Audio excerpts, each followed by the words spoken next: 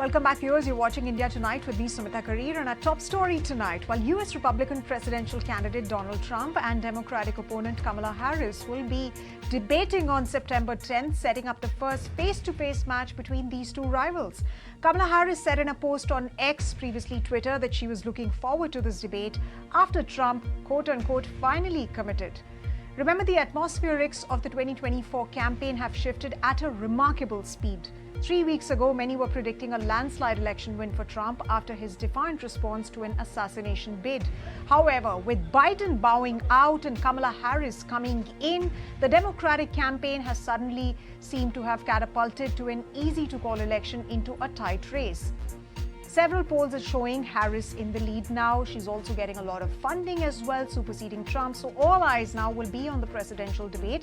And will it turn out to be advantage Harris, or will it swing voters in favor of Trump? To speak about the bigger picture, joining us tonight is Alastair Newton, the CEO of Alavan Business Advisory Limited, and Arnab, the global macro strategist at EMEA at Invesco. Thank you very much, gentlemen, for joining us this evening. Let me first come to you, Mr.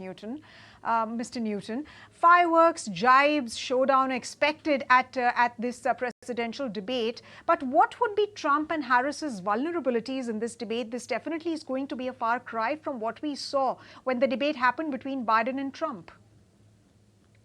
I think we can sum that up in a few words, actually, and move on more to substance. Kamala Harris is, of course, vulnerable on immigration. And she will also be vulnerable, in Donald Trump's eyes at least, for some of the progressive stances she took in the 2020 Democratic Party primary, away from which she has been trying to move, but how successfully remains to be seen, particularly after she picked a running mate in the form of Wallace, who is somewhat progressive himself. So I think those are the two big vulnerabilities on that side. As far as Donald Trump is concerned, his biggest vulnerability, in my view, is actually himself. And I think what we will see in the debate is Harris, who is a very good debater indeed, and a formidable public prosecutor in her time, has a very good record in the Senate as well from the time she spent there as a debater. I think we will see her trying to provoke Donald Trump, and I am very, very confident to predict that we will hear the word weird coming out of her mouth on more than one occasion. All right. Let me go to you, Mr. Das. What are your big expectations? And of course, the chatter around is that Harris has been able to erase the lead that Trump got post the shooting attempt. Do you agree with that? And do tell us your big expectations.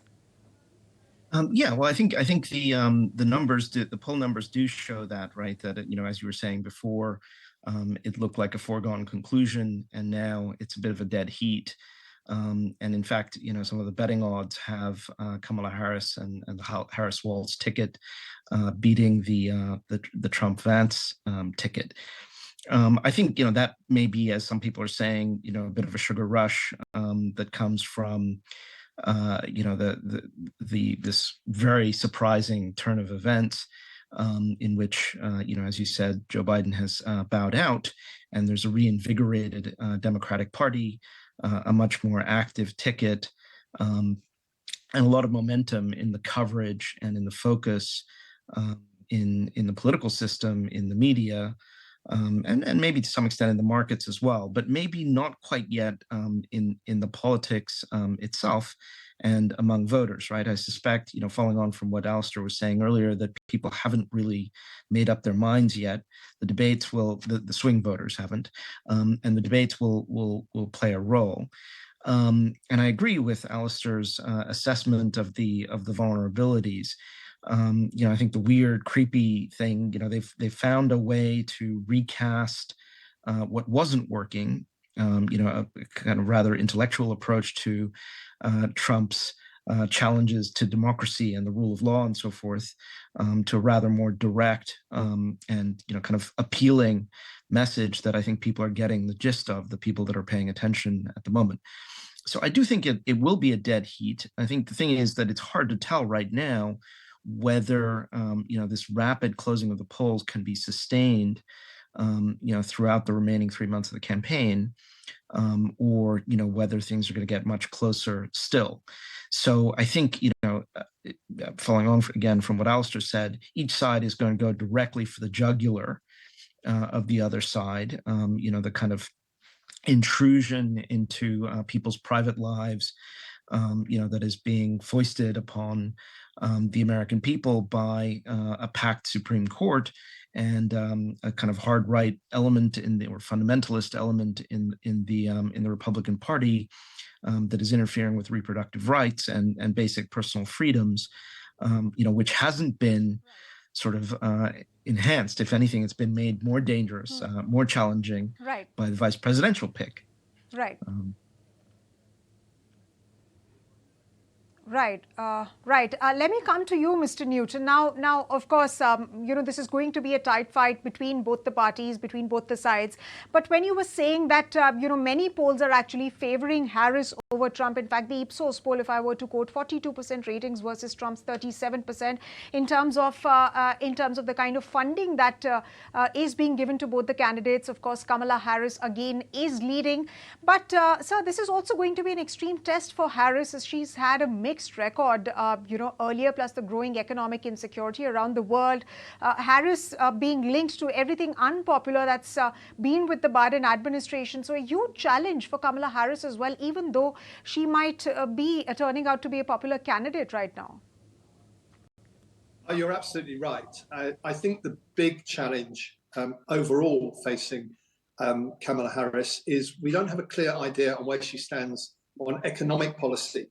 Now, there's a couple of things, but there's some things we can take as a given.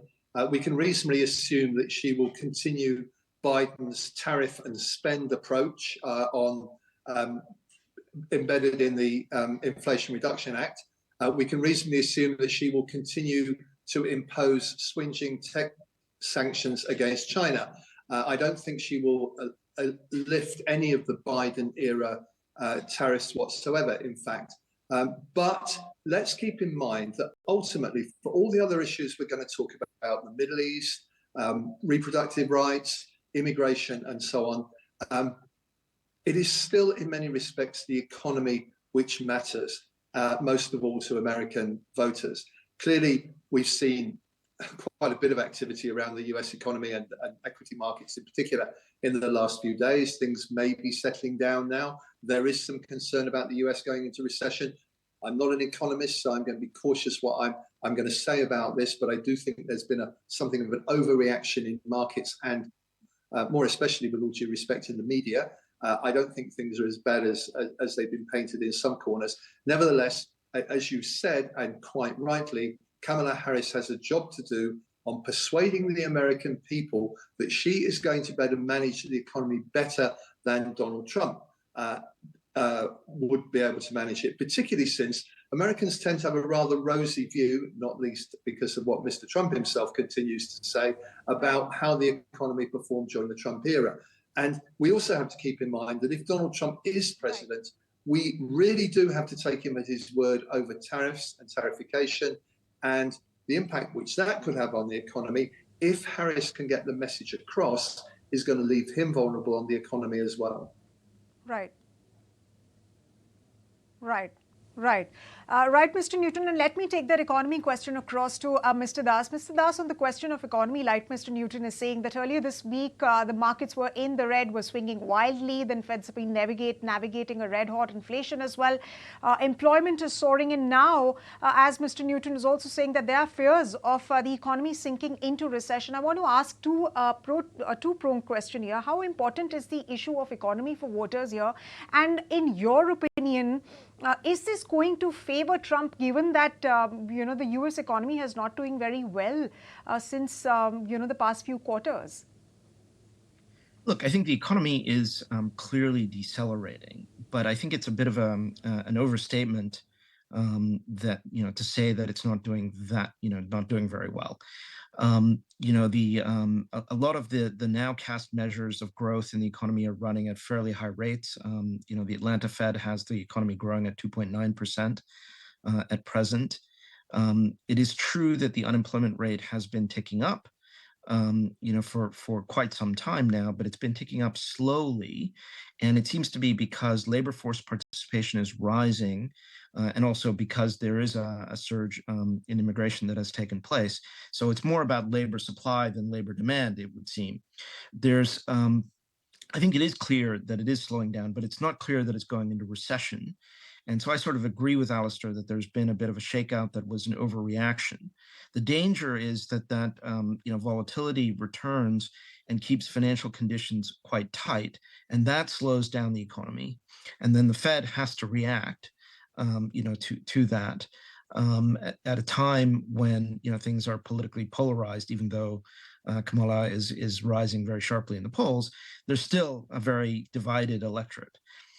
So the economy is a risk, and I think Trump will be well served by painting this problem as a kind of tax and spend and crazy radical liberal policies from California and whatever else. Walz, I think, actually on balance probably mitigates that because he's kind of a heartland personality and background, and although he's done some things that are the dirty American political word liberal, his state has done very well in attracting business, right? And so I think it's really, all these issues are going to be very finely balanced.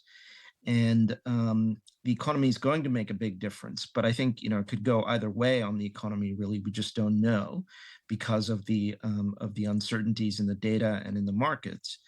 And so I would say, Right. it's too early to Right. say that the economy is going to be a big vulnerability. The inflation problem is there, but it's improving. Okay. But I think it's more about the levels, right? It's the price level has gone up and people have lost real income rather than the rate of change. Yeah. Right. So inflation, you're saying, is going to be the bigger problem, between economy and, of course, inflation. We'll have to watch that out and, how it really pans out in the debate. But let me ask you, Mr. Newton, on the issue of immigration, how much can Trump really be expected to gain on the back of this issue? And now he's also attacking Kamala Harris on her left liberal ideology, transgenderism, considering that, on the issue of migration, illegal migration, we're seeing outrage happen all over the West, especially in Europe. Yeah, I think immigration is probably Trump's best weapon in this election campaign.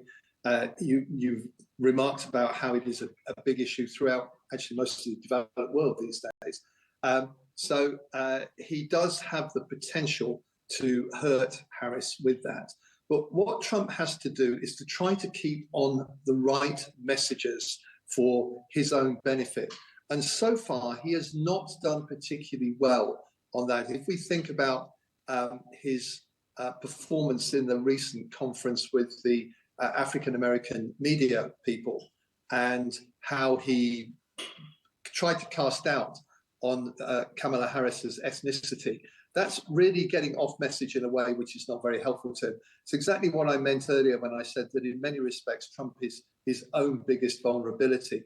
And Harris will look to exploit that. She will look to steer him away from areas where she is potentially vulnerable and to trip him over his own feet if she possibly can. So Trump's campaign team has got a really tough job to get him prepared and consistent when it gets to the debate on the 10th of September, because he is going to be up against somebody who is a good deal more professional and competent than the latter-day Joe Biden is. Biden, in his youth, was much more formidable than he is today, and it's sad to see him where he is today in many respects. But Harris will be a difficult opponent for Trump. Okay. Absolutely, she will be a difficult opponent to Trump, and that, many Western publications are also hinting at that on the kind of reaction that Harris's campaigns are eliciting from Trump. One final question from you, Mr. Das, before we wind up the show. What kind of a reboot now the Trump campaign really needs if he wants to get a lead over Harris's campaign? I think it's going to be much harder for Trump and Vance to reboot their campaign and their message. than it has been for Harris and Waltz, right? I mean, after all, the most obvious thing is that the top of the ticket has changed. So that was a perfect opportunity and of course a natural segue to shift to a different mode. I think for Trump, the challenge here is that his message is a negative one, right? And what was happening was that Biden was attacking that negative message, whereas what Trump has done, I think, or Harris rather, I should say, has done in turning the tables, is to offer a more constructive vision of the future that is a direct opposite of Trump's, if you like, kind of dark cloud vision, of needing to make America great again because there's an invasion at the border and there are all these terrible things going on. I think it's very difficult to pivot away from that. What are you now going to say that you're going to have to continue that line of attack, I think, and try to make Kamala the person who really is the co-author of all of these problems. So I think he's doubling down. He's been doubling down, his entire political career, and he's doubled down with the choice of Vance. And so I think he's probably going to continue down that route. And I think Alastair is absolutely right. He's not a disciplined speaker. He's not a disciplined thinker. He's reactive. He's impulsive. And Right. so, facing a prosecutor, she's going to be in a position to make those charges stick, I think, much more than he is in these debates. Absolutely. Absolutely. And Mr. Das, there is a humongous task that really is ahead for Kamala Harris as well, considering that she has the baggage of Biden's policies that haven't really worked on the Israel war front, the security issue. So I think it'll be interesting to get her views on these issues as well. And how does she really plan to tackle the economy, the inflation issue? This is going to be one interesting debate to watch out for. September 10th is debate, viewers, and we'll have to see whether it really changes the course of the election and who manages to ultimately get a lead over the other. On that note, thank you very much, gentlemen, for joining us, and thank you very much, ladies and gentlemen, for joining us on India Tonight. If you like this video, then like, share and subscribe to ET Now.